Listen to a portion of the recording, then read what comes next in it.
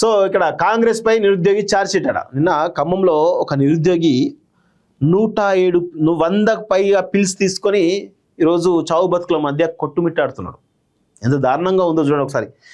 So notification ఇవ్వకుండా కాంగ్రెస్ దగా చేసింది అంటూ ఎవరైతే ఆత్మహత్యను ముందు రాసిన నోట్లో ఖమ్మం నిరుద్యోగి వేణు చనిపోయాడు. సో ఖమ్మంలో ముగ్గురు, పొంగులేటి శ్రీనివాసరెడ్డి, తుమ్మల నాగేశ్వరరావు, బట్టి విక్రమార్క, ముగ్గురు మంత్రులు ఉన్నప్పటికీ కూడా ఈరోజు ఖమ్మంలో ఒక నిరుద్యోగి ఆత్మహత్య చేసుకున్నాడు. దీనికి కారణం ఆ ముగ్గురు ఈ కాంగ్రెస్ పార్టీ కారణం అనుకోండి. ఎందుకంటే మేము వచ్చిన మొదటి ఏడాదిలోనే 2 లక్షల ఉద్యోగాలు ఇస్తాం, అది చేస్తాం, ఇది చేస్తాం.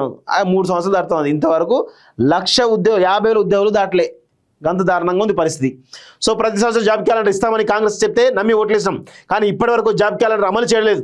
పంచవర్ష ప్రణాళిక మాదిరిగా నోటిఫికేషన్ ఇస్తే నాలాంటి ఎందరో నిరుద్యోగులు ఎదురుచూపులోనే విలువైన సమయాన్ని, వయసును పోగొట్టుకున్నారు. ప్రతి సంవత్సరం నోటిఫికేషన్ విడుదల చేస్తే నిరుద్యోగులకు ఈ దుస్థితి వచ్చేది కాదు అని ఒక ఆవేదనతో వేణు అనేటువంటి ఒక నిరుద్యోగి ఆత్మహత్య చేసుకొని ఈరోజు ఉన్నాడు. సో మరి ఇలాంటి పరిస్థితిలో కాంగ్రెస్ పార్టీ ఏం చేస్తుంది? కాంగ్రెస్ ప్రభుత్వం రేవంత్ రెడ్డి దందాలకు తెరలేపుతున్నాడు. ఎక్కడ హైరేజ్ బిల్డింగ్లు అయితే ఎంత ఎస్ఎఫ్టీ మనకి ఇవ్వాలి, ఆ ఎస్ఎఫ్టీకి ఎంత ఇవ్వాలి, ఆ భూములు ఏ ప్రభుత్వ భూములు ఉన్నాయి వాటిని ఎట్లా దోచుకోవాలి, ఏ కాంట్రాక్ట్లు ఎంత కమిషన్లు కావాలి, గివి తప్ప ఇంకేమైనా ఉందా? ఏమైనా ఉందా? ఒక్కసారి ఆలోచించండి మిత్రులారా.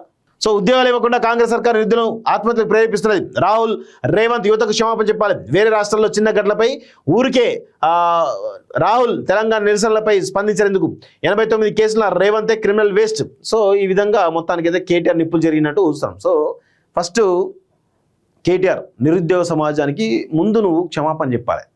ప్రవళిక లాంటి ఒక అమ్మాయి విషయంలో నువ్వు మాట్లాడినటువంటి విషయం ఈరోజు నిరుద్యోగ సమాజం అంతా కూడా ఆ రోజు చూసింది, గమనించింది, ఇప్పుడు కూడా గుర్తుపెట్టుకున్నది.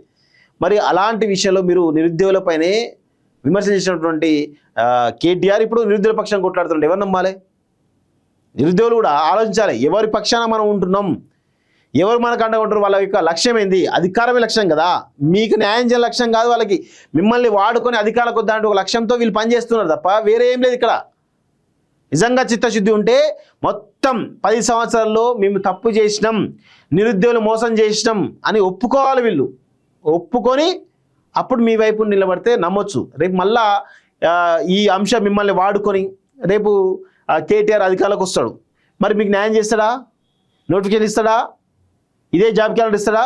చెప్పండి క్లియర్గా. చెప్పాడు. ఇది జరుగుతున్నటువంటి తంతు చాలా చాలా చాలా చాలా దుర్మార్గమైనటువంటి పరిస్థితి తెలంగాణలో ఉంది అండి. నిరుద్యోగంలో ఉన్నటువంటి కొంతమంది నిరుద్యోగ జేఏసీ నేతలు చెప్పు కొంతమంది ఈరోజు ఈ పార్టీలకు అనుకూలంగా పోతూ ఉన్నారు. ఎందుకు అనుకూలంగా పోవాలి? మనందరూ కూడా ఒక న్యూట్రల్ ఉద్యమం. ఇప్పుడు సీజేపీ ఎలా ఏ పార్టీకి అండ లేకుండా ఇంత పెద్ద ఉద్యమం నిర్మించింది, దేశ ప్రధాని దిగి వచ్చి మోకరిల్లిండు యువత ముందు. మరి మీకు ఆ శక్తి ఉన్నది, మీరు పోయి ఆ పార్టీలకు సంబంధించిన వేదికలపైన మాట్లాడము, ఆ పార్టీ అనుచరులుగా, కార్యకర్తలుగా, నాయకులుగా మీరు ప్రొజెక్ట్ కావడం ఏంది? మీరు కూడా ఒక స్వతంత్ర ఉద్యమం నిర్మించండి. ఎప్పుడు గుర్తుపెట్టుకుని స్వతంత్ర ఉద్యమం నిర్మించినప్పుడు ప్రజలు మీకు అండగా నిలుస్తారు, మీకు అందరి శక్తులు కలిసిస్తారు, అందరు తోడవుతారు. ఒక బీఆర్ఎస్ కాదు, బీజేపీ కాదు, కమ్యూనిస్టులు అందరూ మీ పోరాటలకు వచ్చి మాట్లాడతారు, మీకు అండగా నిలబడతారు.